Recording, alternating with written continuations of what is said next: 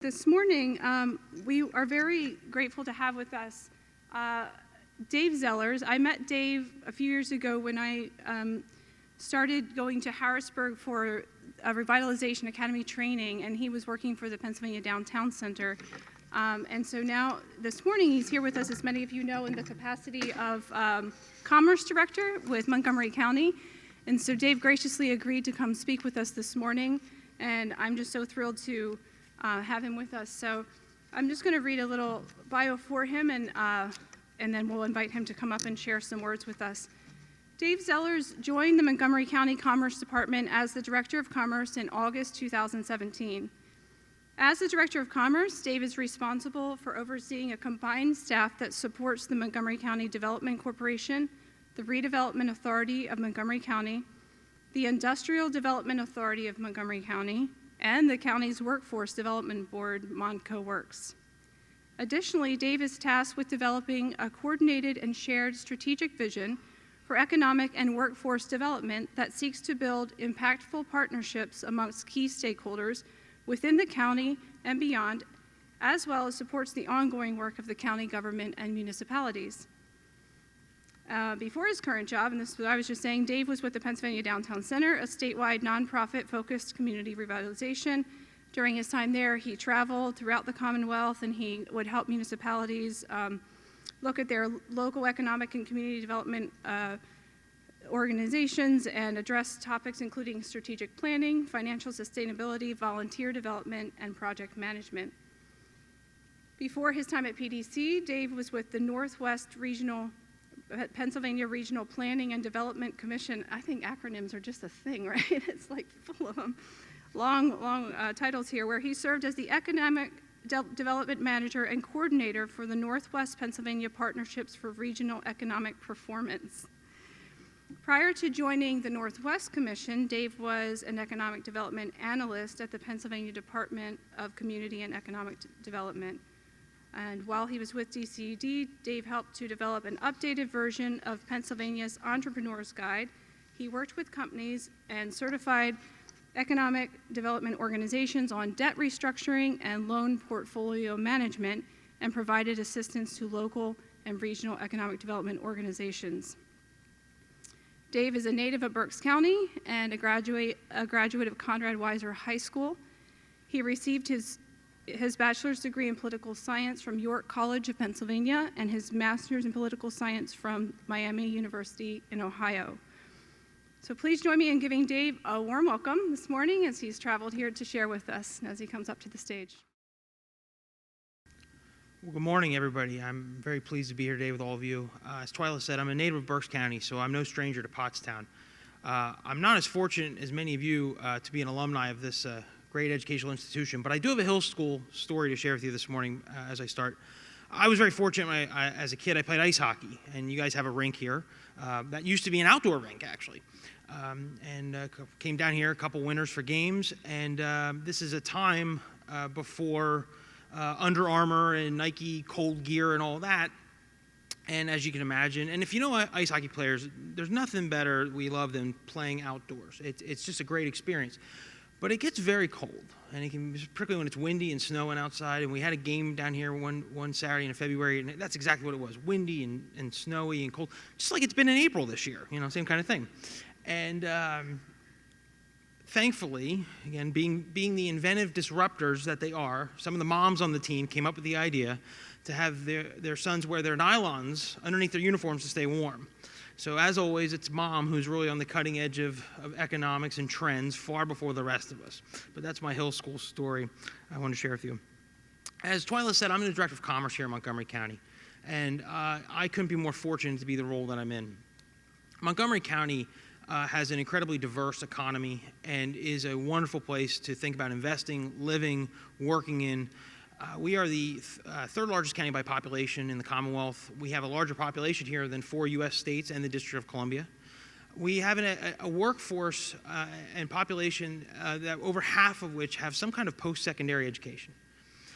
And we are committed every day here to improving the quality of life of our citizens and doing everything possible to build partnerships and work with our communities to push development forward. Uh, as Commerce Director, I am very fortunate to oversee a staff that has their hands in a variety of different programs and activities. Business financing is certainly one of our focal points right now. Through our development corporation, we have a county loan program.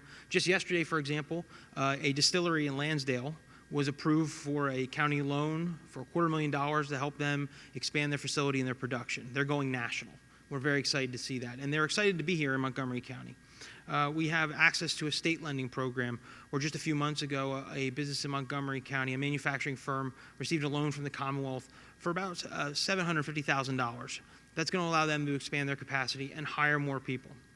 Our Industrial Development Authority has a tax-free bond financing program that helps our manufacturers, nonprofits, and other organizations get things done. Last year, that program provided over $33 million in support projects here in Montgomery County. We have our Redevelopment Authority. I can't say enough about the work that they've done over many years, and you see it all over the county, working with communities. Last year alone, the Redevelopment Authority was able to secure grants for projects and for environmental remediation in an amount over $15 million. And we have our workforce development system.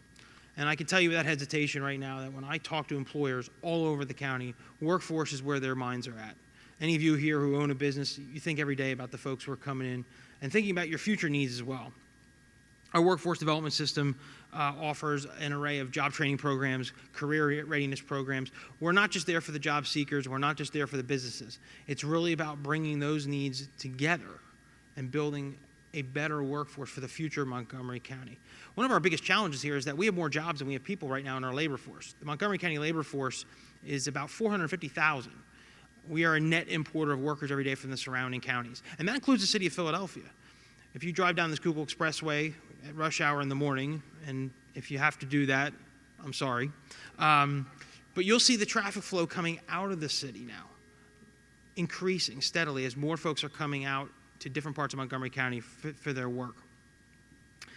And that's all well and good. And even with an alphabet soup of programs at our disposal at the county, there has to be something more to drive it. And what I want to share with you this morning in my time with you is this idea of what we call the craft of economic development, and how utilizing that craft can help you as you consider making your investments here in Pottstown and the Pottstown community as a whole as it moves forward. I had a professor in graduate school, a guy named Dr. Philip Russo, who really is one of the leading minds in public administration. And he talked about this idea of craft in what we do.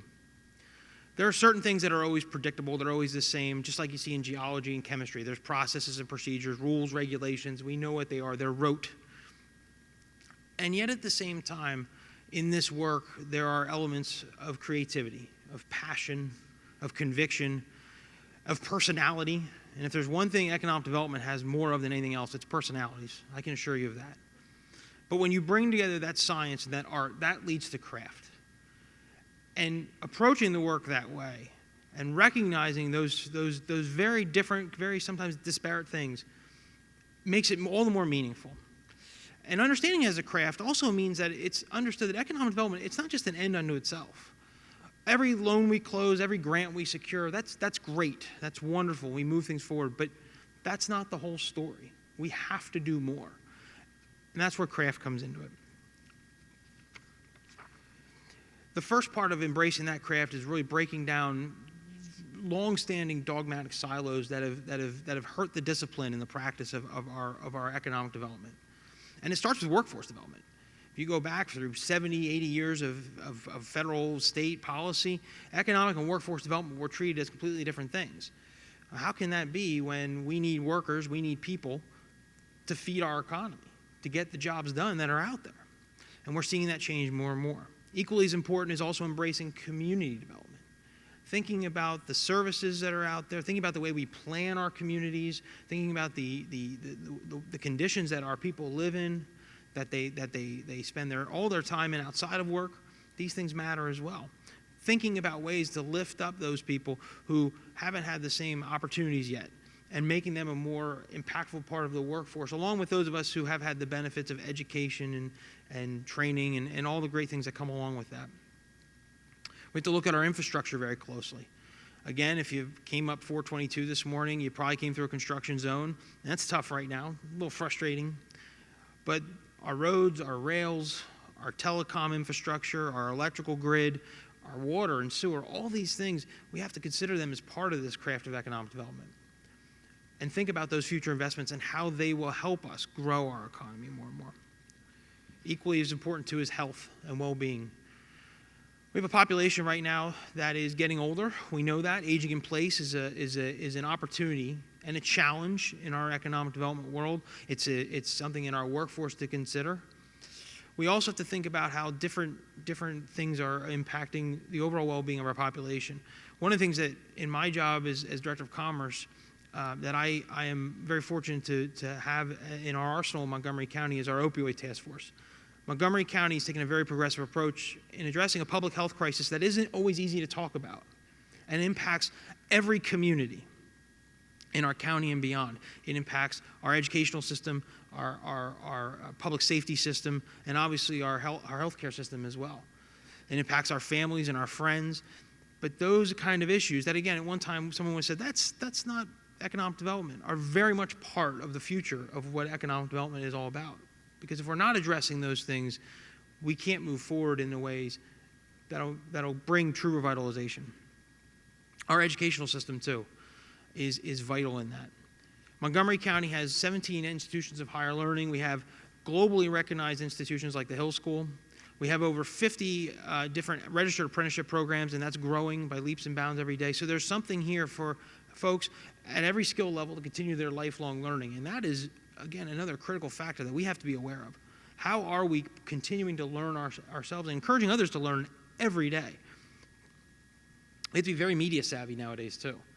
It's not enough to say we closed that loan or we got that grant. We have to constantly be telling the story of what's going on here and how it all comes together. Staying abreast of technology and social change are equally as important. I used the word disruption already once, and that's sort of the watchword now, isn't it? We hear about that every day. This is being disrupted, that's being disrupted. And it's true, but we shouldn't look at that as a bad thing. We should understand what that disruption means and utilize it to make our plans to move forward. And as our needs and our wants change and how technology impacts that, think about how we can help our businesses succeed. Think about how we can help our investments succeed. Think about a world we live in now where you don't even have to call somebody to order a pizza anymore. You can just text the emoji of the pizza, and that's it. We don't have to interact with one another. So how do we make things more experiential? How do we make things more convenient, but yet at the same time continue to ensure that people are coming out, that they're engaging with one another, that they're an active and vibrant part of the economy? And we have to look at the overall environment that we're in, the quality of life, and those things. Our trail system here in Montgomery County, I know it's one of the things that our commissioners are most proud of and excited. Those investments, so that when the people come here and they live and they make that choice to invest here and set their lives up here, there's places to get outside, to do things, to embrace those other things in life that make life worth living outside of the work hours. And it's all really important. And when you think about all those different issues and topics and how they all tie together, the way to do that, the way to embrace the craft and move it forward is to build strong partnerships. And as I said, in my department, we have 4 different entities that we're already working to tie together. In our county government, some of my best allies come from our planning commission. We have a great comprehensive plan for our county, the Montco 2040 plan. And to push that plan forward and to help to make sure that when individuals make investments here in Montgomery County, the Montco 2040 program is buttressed by grant programs supported by our county government to give our municipalities a chance to build a more vibrant economy, to build better downtowns and stronger neighborhoods and better connectivity between different municipalities. We have new programs to improve transportation as well here in the county. And Montgomery County will be the beneficiary over the next 12 years of over $1.7 billion in transportation funding from our regional transportation improvement plan. We're also looking very closely, as many have heard, about the King of Prussia rail extension, seeing more growth in our network of public transportation as well, and opportunities there again to give people every advantage to overcome whatever impediments might keep them from getting to a job or getting to a training opportunity or getting to a recreational opportunity. Our Housing and Community Development Department here in Montgomery County is one of our strongest partners as well. I was actually here yesterday in Pottstown for an event that they had. The Your Way Home initiative is just one example of how they're very aggressively trying to address societal concerns. Your Way Home is a targeted effort of service providers and philanthropic interests to look at homelessness here in Montgomery County and reduce it and end it altogether, hopefully. None of our citizenry should face that kind of challenge with all the great things that we have here. And one of the things about that is so important to understand, again, when we kind of look at that bigger picture of the craft, is that homelessness isn't just sort of this image of folks being panhandling on the street or tent communities under a bridge somewhere. It's sometimes just being transient from place to place and having a lack of home security. And for the employers in the room, as you're thinking about that next generation of workers, you want to know that those kids, when they go through school, that they're not worried about where they're going to lay their head at night. So having a group, an office in our county that's looking at these issues and collaborating on those things, it helps us embrace that craft more and more. Here in Pottstown, we have partners as well, and they're groups that I know will be at the front line to help you as you consider what the opportunities here will be. Peggy Lee Clark is right here. She's looking at me right now. She's mad at me. I didn't wear my I Pick Pottstown pin today. She scolded me for it like she always does. But Peggy's leadership at PAID and the I Pick Pottstown campaign and what it's doing to change the story here in Pottstown is so important. And to tell a new story about Pottstown, to talk about the successes here, to talk about what's next and what's in the future, that is so impactful and so meaningful. And her tireless efforts in that are already showing results. Sheila Dugan, who oversees the downtown district here, she has an outstanding canvas to work with. As I know, there are businesses here today that have relocated their office space to downtown to help generate a new daytime economy here. That's an exciting thing that a lot of communities are doing right now. And you guys have here, and I don't get to say this very often, you don't have as much of a parking problem as any other places do. I would even say you don't have a parking problem at all, other than the back-end spaces are a little tricky sometimes. I'll give you that. But that is something that a lot of communities don't have. You have beautiful architecture in your downtown, and I know Sheila is doing a great job working hand in hand with others to fill those buildings and bring new life to that. And I can't say enough about Twyla's efforts here in Hobart Run and the Hill School. The partnership here to revitalize a neighborhood and give it identity and make it a place that people want to live. Its connectivity to the downtown and beyond is so important also. So we have these things here. And also, I'd be remiss if I didn't mention the Tri-County Chamber and the great works that they do, remembering that Pottstown isn't just in a bubble. You exist in a larger economy here. And I know they do a great job connecting you to our neighbors in Berks and Chester County. I also should mention that an investment in Pottstown is supported not just by the work of the Commerce Department and what we do, but also by our good colleagues in Berks County at the Greater Berks Alliance and the Chester County Economic Development Corporation. Because economic development, as much as it's local, it's also very much regional. And they do a phenomenal job bringing more businesses and more opportunities to this Tri-County region that Pottstown sits in. Our state government as well, and I know you had Governor Wolf here last year, and he had a lot of great things to say about what the state's doing. I want to mention just a few things that they're doing now to help move economic development forward and workforce development. If you've been following anything out of Harrisburg lately, the big talk has been apprenticeships. And that investment in the youth of our workforce and getting them ready for the jobs of tomorrow, jobs that are going to require intellectual skills, technical skills, really are going to run the gamut of what people need and what they're capable of. Our Department of Community Economic Development, I know Leah Furman's going to talk to you later today, my favorite DCD regional director, not just because she's my regional director, but just because she is. Their loan programs, their grant programs to help communities, to help businesses are instrumental. And that partnership is something that continues to grow. And that's a department that, having worked there, I know it's been through some tough times, and it's great to see it flourishing again and beginning to really adapt and grow, as well as its partnership with the Department of Labor and Industry on the workforce side of things. We have groups here in the region like the Select Greater Philadelphia Partnership, which market not just Montgomery County, not just the city of Philadelphia, but an 11-county region, bringing more attention and more eyes from the entire world on the possibilities here. We have groups like World Trade Center Philadelphia. We have the Small Business Administration, the Delaware Valley Regional Planning Commission. I could go on and on. This is like an Oscar speech. I'm afraid I'm going to leave somebody out.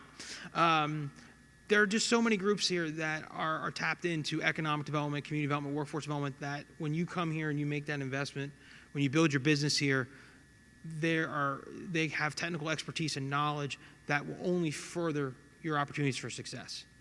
And that is so important. We can't all do it alone. Embracing that craft, and again, embracing all those partnerships and all those personalities is so important. Our community college system here too. It's great to have a community college campus here in Pottstown. It's great that we have so many career technical centers so close by. I also would be horribly remiss if I didn't mention our great Valley Forge Tourism Convention Board. If you're here and you're in the hospitality industry, we have a world-renowned, recognized group that is out there every day coming up with new ideas to market all the things that you can do to enjoy Montgomery County. And they've just brought a golf tournament in, for example. I can't wait. They're bringing Cirque du Soleil just down the road here in Oaks. I can't wait to see what they bring next year to enhance our arts and our culture and all those opportunities as well. We have great partners. Like I said, Public Transportation, our Greater Valley Forge Transportation Management Agency as well is helping businesses every day make sure that their workforce can get to where they need to go. So like I said, I could go on and on about these partnerships. And I do it for a reason, because it is so important. It gives weight and gives substance to the investments that are being made here every day.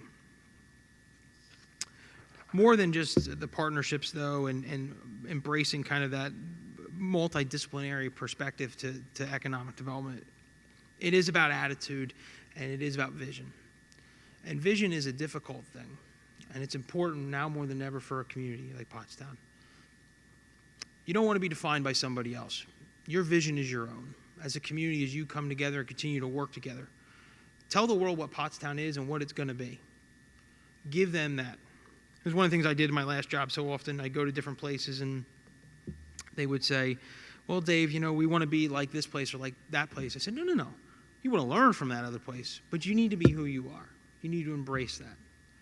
And that's really important.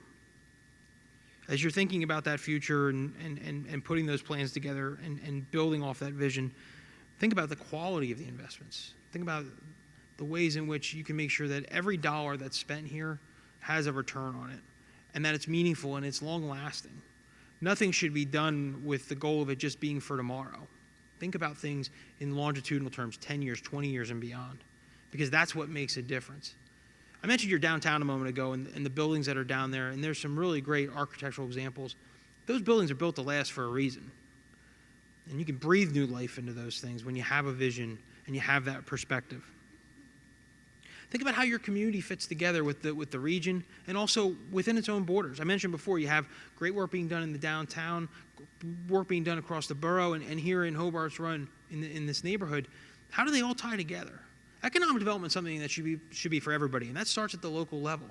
If I live in one neighborhood or another neighborhood, I want to be able to go to those different places, walk through one another, see different things in my community. That's what people are looking for. That's what makes a difference. Think about those things as you're planning and moving ahead. Think about how you protect the investments, too, through things like planning and zoning. Not the most exciting stuff in the world, certainly, but valuable things to have in a community. It lets people know that you're serious about it. It lets people know that this isn't just a shot in the dark.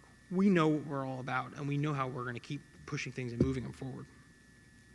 Most importantly, though, when we talk about attitude, when we talk about vision and perseverance, you have to take the word no out of your vocabulary. It certainly can't be the first response to an opportunity. It can't be the second response or the third response or even the fourth response. And that is the hardest thing. It's easy to say no in our lives, right? We do it all the time. We figure that out at an early age too, because we always figure out which parent is more likely to say no first, right? It's just instinctive at some point.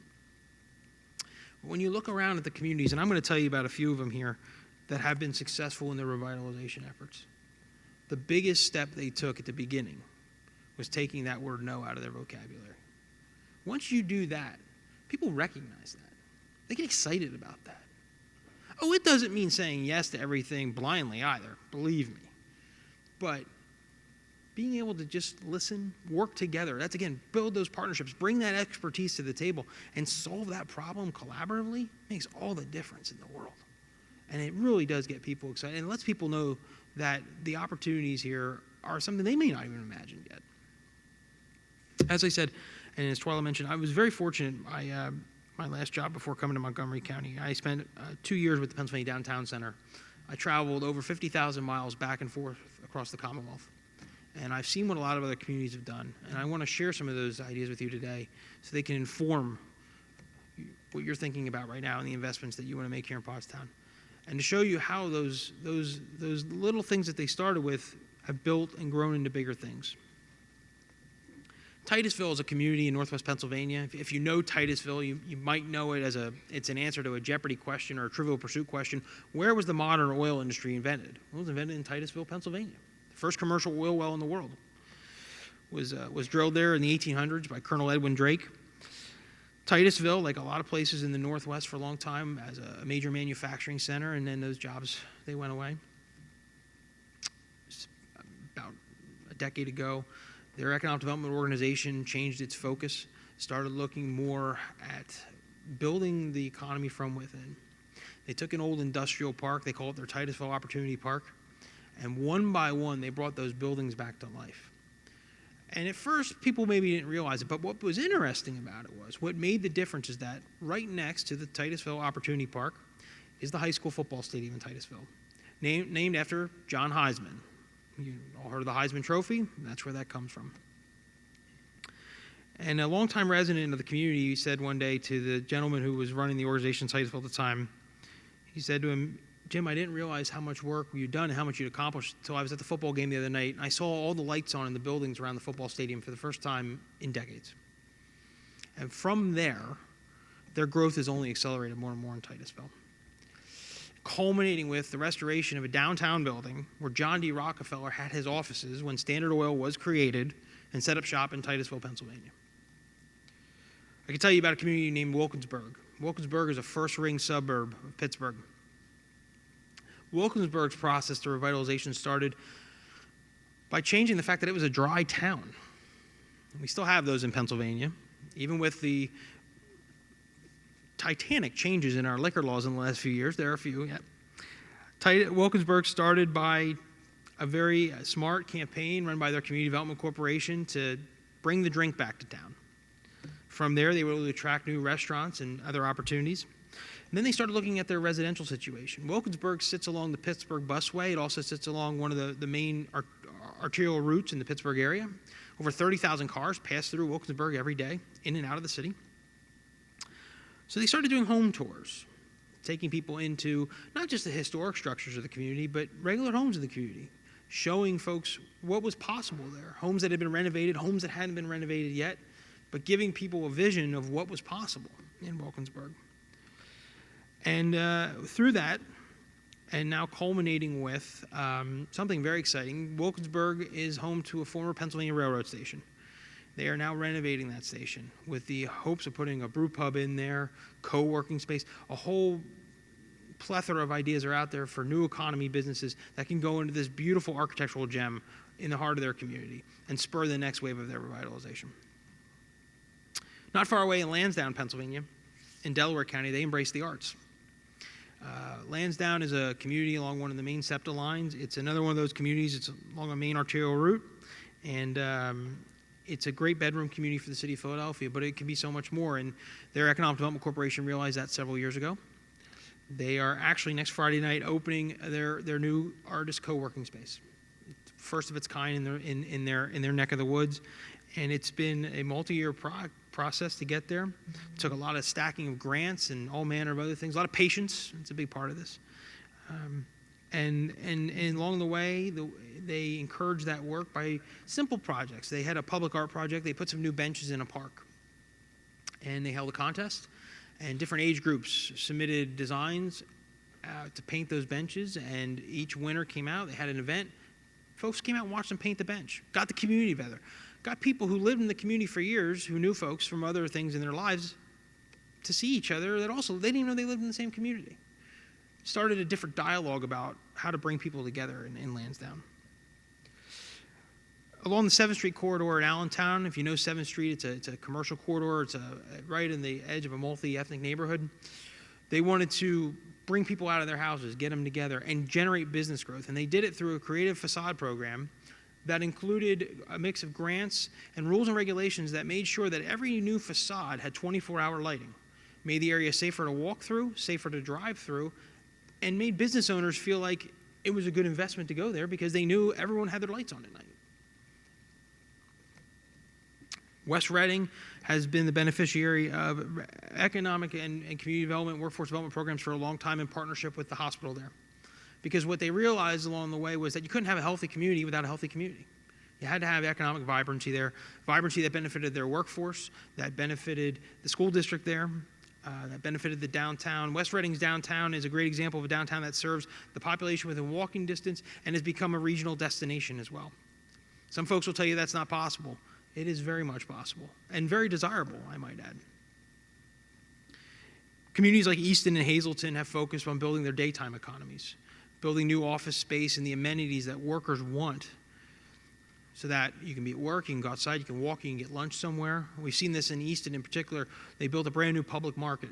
The public market is an indoor farmers market / food court with great restaurants and vendors from all over the region up there. It gives people opportunity to get something healthy for lunch or maybe something not so healthy. I've had a few donuts there in my day. But it's that opportunity, again, to kind of bring the community together. And one more place I want to mention real briefly is the Spanish American Civic Alliance in Lancaster. They committed to a project recognizing that many in their community didn't have access to transportation, didn't have access to certain educational opportunities, to building a workforce development center in their community, to giving folks the opportunity to get up in the morning and walk to their training.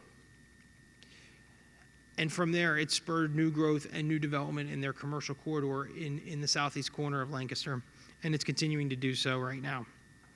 All of these places, again, you need to be Pottstown, and you should be Pottstown, but learn from them, take from these examples, because it's all possible. And it all started because they didn't say no, because they worked to build those partnerships, and because they understood that their economic development future wasn't based on just one project or one grant or one loan, that it was based on all those larger issues, bringing them together, understanding their world through a much broader prism than they ever had considered before. And it's easy to say when you hear all of that, how are we going to do that? How do we really make that happen? Just keeping all that straight in our minds, it can seem overwhelming at times, and there's so much pressure right now to do everything, instant gratification, right? That's the society we live in. We've got to make changes today. We've got to get this going.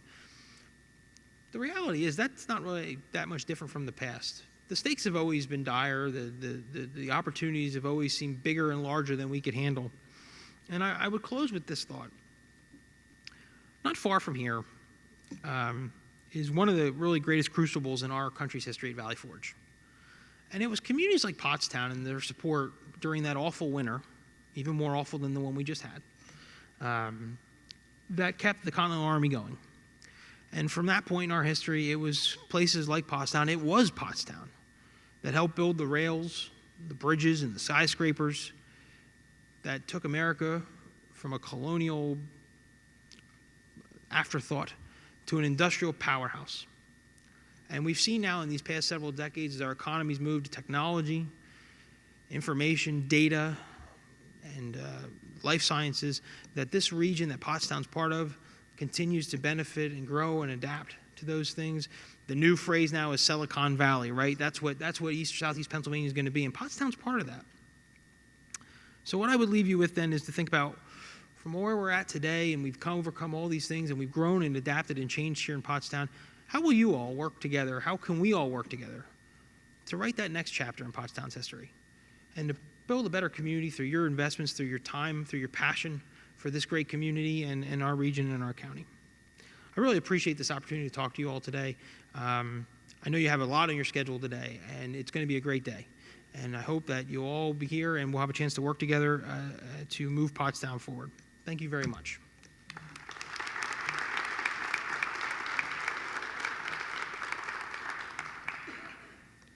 Twyla said I'm allowed to take questions if anybody has any, and I'd be happy to do so. Heritage areas are, again, a really great asset, and because they help to, as you're thinking about vision and thinking about telling that story, our past is part of our future. And there are economic opportunities in our past. I've seen a lot of areas that have, like I said, I lived in Northwest Pennsylvania. I lived in Oil City. Some of you may have heard of Oil City.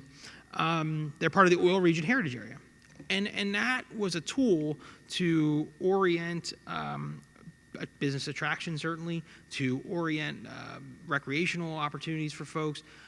And it's something that, again, I think more than anything else, it helps to start that process of defining what the area is and also what it's been sometimes. There's no part of Pennsylvania that hasn't had great days behind it and has great days ahead of it. I refuse to believe that. I think all of our Commonwealth, we are so fortunate here. We've always been blessed with great natural resources, with an abundance of population, abundance of educational institutions, and again, that and the history has shown that. And I think we'll continue to do so. In regards to housing, myself, the Commerce Department, our Planning Commission, and Housing Community Development Office are actually embarking next week on a affordable housing plan for Montgomery County.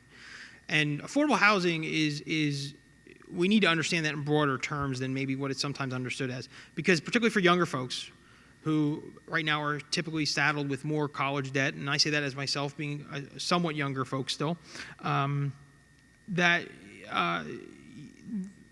we need to find ways to make home ownership attractive and make it possible. I think one of the things you mentioned, kind of fixer-uppers, and I think one of the opportunities a lot of communities have looked at, certainly reviewing zoning, coding, planning, helping those young couples figure out what they can and can't do with the space. The home tours are very valuable when you have a couple of those projects that have been done, because once somebody sees it, they get excited about it. Oh, I could do that too. My brother-in-law, actually, he had a house in Harrisburg, and he was successful in fixing it up. I think too, it's as you look at the community and again thinking about the connectivity and the assets that are in the community to make it possible for people to have that balance of life that they're looking for with work and outside of work. So it takes that kind of alchemy of things to bring it all together. I look forward to our housing study because I know, for example, our counterparts in the Lehigh Valley have done that. And what they found, particularly talking to their manufacturers are very concerned about the lack of housing across the economic range. People are willing to move, certainly for jobs, but they've got to be able to find somewhere they can afford to live. It's a double-edged sword here sometimes in Montgomery County. It was just reported that the median home sale value went up 2.3% last year. Well, that's great for a lot of reasons. But we don't want to make home ownership out of reach for folks. And that is something that we're looking at and are hoping to develop strategies. I know the city of Philadelphia has been very proactive in that regard, and we're certainly watching closely what they're doing right now as well with that. School financing is certainly one of our third rails right now in Pennsylvania in some ways, I suppose. But I think, the economic development perspective on it is that we need to find ways to fund education in a whole through different partnerships than maybe we've looked at before. I also think that, the economic, obviously for every new business that we open, for every new person being able to pay taxes in every into the system, every property value that's increased through redevelopment, there's that carryover effect. Obviously there are significant challenges to that. I don't take that lightly, but it is definitely something for all of our school districts in Pennsylvania to be thinking about. You mentioned nonprofits as well and their role in that, and that's something I think we need to talk more about and really think very carefully about. How can we bring those partners to the table to augment the money that comes into the education system through the means that are there right now, and keep building an educational system that, again, contributes to everybody's betterment. The rail extension project to King of Prussia is a first step. Obviously, long-term, where that leads to, it's hard to say. The construction projects that are being done out here right now will help to at least give the basic infrastructure that's in place a longer lifespan, which is very good. Long-term, I think one of the challenges is that, and if we look at the economy and we look at where businesses are growing and the opportunities, I think we will see technology change where businesses go, and that's what makes Pottstown so attractive right now for investment. You don't need to necessarily be in Center City, Philadelphia to have access to the highest speed internet or certain other opportunities. So transportation, and the nature of transportation too is affected by technology. For example, who would have thought that Uber and Lyft would have been a thing 5 years ago? So how people are moving around, I just talked to some folks. I mentioned there our regional transportation management agency earlier, and they were just at a conference on autonomous vehicles. The idea that we are potentially not far away from individuals or groups of people owning a self-driving vehicle could really affect the way we think about traffic and we think about commuting.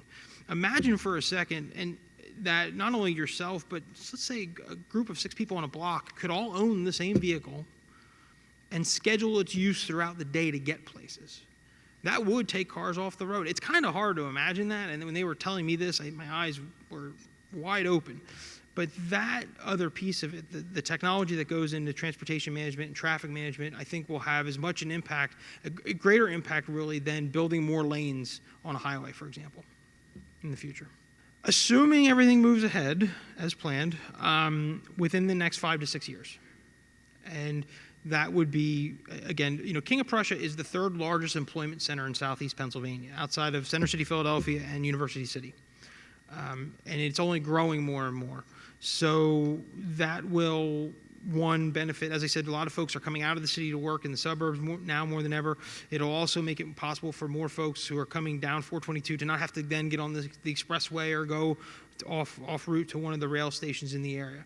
It would be a significant improvement. And what's interesting, while that project takes place wholly in Montgomery County, it is recognized regionally as an important economic driver, which gives it a tremendous benefit in terms of its funding consideration as things move forward.